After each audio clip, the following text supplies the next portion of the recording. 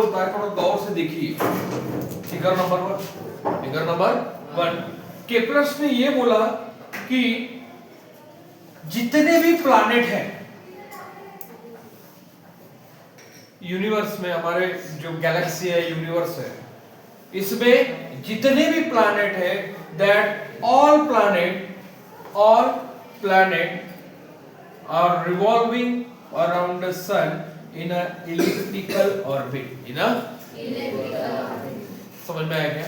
In which the sun is situated one of the foci, one of the foci, यानी कि all the planets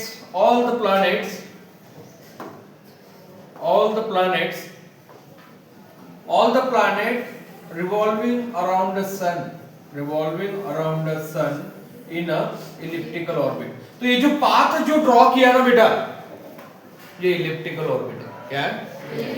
elliptical orbit means अंडाकृति मार्ग। तो क्या होता है कि अगर मैं बात करूं तो यहाँ पे क्या होगा, अगर मैं इसको सेंटर ले रहा हूँ, इसको सेंटर ले रहा हूँ, ऐसा होगा, तो ये भी एक वन ऑफ द पोर्शन क्या होगा। तो क्या बोला, Kepler's first law state that all the planets are revolving around the sun in a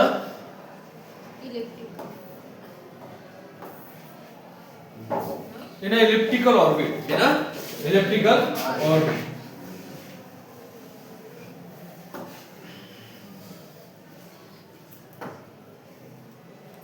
elliptical orbit में होगा। यानी जितने भी प्लैनेट हैं, that planet are revolving around the sun in a elliptical orbit, in which the sun is situated one of the foci, This is the Kepler's first law. Are you getting this? Are you getting? Means all the planets revolving around the sun in a elliptical orbit, in which sun is situated one of the foci। एक तो सन इस focus में होगा या फिर इस focus में होगा। This is the first law। अब केपलर्स का सेकंड लॉ देखा जाए तो केपलर्स का जो सेकंड लॉ, मान लीजिए सन यहाँ पे सिचुएटेड है और ये जो अर्थ है, ये अर्थ रिवॉल्व होके इस पोजीशन से इस पोजीशन पे आया, तो ये इसका कुछ ना कुछ एरिया हो गया। Are you getting? फिर ये अर्थ स्वीप्स होके यहाँ से इस जगह पे आया, तो ये एक एरिया हो गया, राइट? एक एरिया हो गया ना। तो केपलर्स ने क्या बोला, line joining the centre sweeps equal area in equal interval of time. Sweeps equal area in equal interval of time कहने का मतलब क्या है, देखा जाए तो मेरे को ये एरिया क्या दिख रहा है, बड़ा दिख रहा है।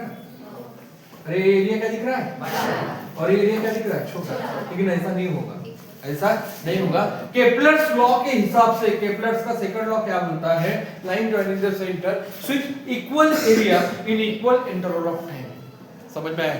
चाहे उसे सन इस फोकस में हो या उस फोकस में हो, उसका जो स्वीप्स इक्वल एरिया होगा, वो एरिया क्या होगा, इक्वल होगा। क्या होगा, इक्वल। समझ में आया? केपलर्स का फर्स्ट लॉ समझा, केपलर का सेकंड लॉ समझा, अब केपलर्स का थर्ड लॉ। केपलर्स का थर्ड लॉ क्या बोलता है, केपलर्स का थर्ड लॉ क्या बोलता है कि प्लैनेट को सन के अराउंड में रिवॉल्व करते समय जो टाइम पीरियड लगेगा, उस टाइम पीरियड का square is directly proportional to the cube of the semi major axis. बोलो तो ये जो रेडियस होगा ना, इस रेडियस का directly proportional to the cube होगा। कहने का मतलब क्या है कि ये देखिए, ये T1 है, ये T2 है, राइट? ये T1 और ये T2 है। तो इसमें क्या होगा, इसका जो टाइम पीरियड होगा ना बेटा, time square of the time period is directly proportional to the r cube, this is the Kepler's third law। समझ में आया मैं क्या बोल रहा हूँ? यानी जितने भी प्लैनेट रहेंगे, उस प्लैनेट का रिवॉल्विंग होने का जो टाइम का स्क्वायर है,